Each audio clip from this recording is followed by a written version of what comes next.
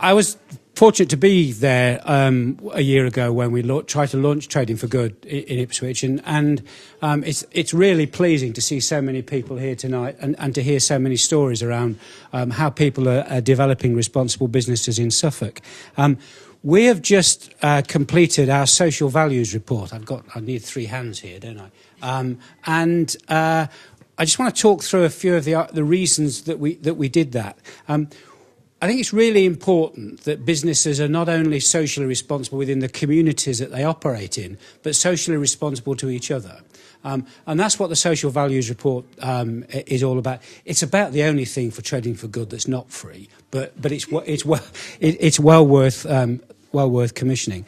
So we try to measure how we react and respond to the community, the business community that we operate in. We do a lot of work, and one of my colleagues, Joe, who does all our CSR work, is here tonight.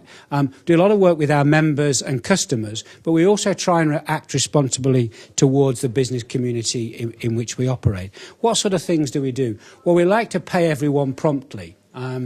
Now, if I talk, and some of you may recall, I was chairman of the Institute of Directors in Suffolk for a while, and if I talk to businesses in that role, one of the things that they always talked to me about was the fact that big corporates don't pay them.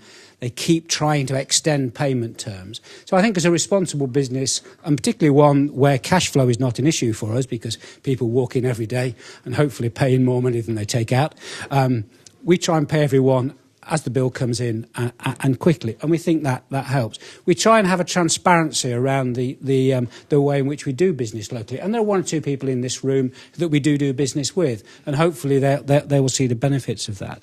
But we also try and help build a stronger local community, which benefits all of you as local businesses.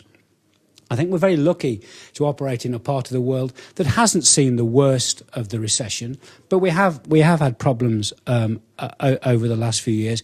But it's really exciting to see the way Suffolk is developing as a county.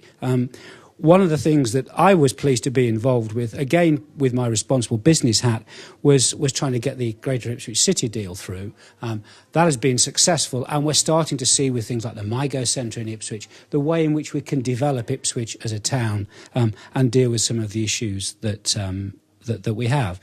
But what do we do as a business? Well, we have a very active volunteering scheme, which helps local charities and organisations. We are way ahead of David Cameron, his 3 days a year. We're half a day a month. We have a match funding policy. When people do stupid things, like run marathons, which I did on Sunday, and the legs still hurt, anything they raise, the organisation will match pound for pound.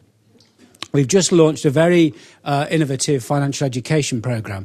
For many years, we've been working in local primary schools with something called Money Days, where our staff take over a class for a day. We've now turned that into a programme that we're working with high schools in Suffolk, and we're also extending that into the local prisons. So we're trying to help prisoners be better ready for the outside world.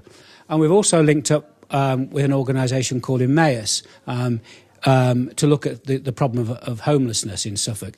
Not a big issue, you might think, and the number of rough sleepers in Suffolk is quite small. But some of you may have seen we launched something called the Sofa Selfie campaign, where there is a tremendous number of people within the county, young people, who actually are homeless, but all they do is go from place to place, sleeping on someone else's sofa. I could go on for many hours talking about the sort of things we do. But what I want to do is encourage all of you to get involved in being a responsible business. It doesn't need to cost you anything.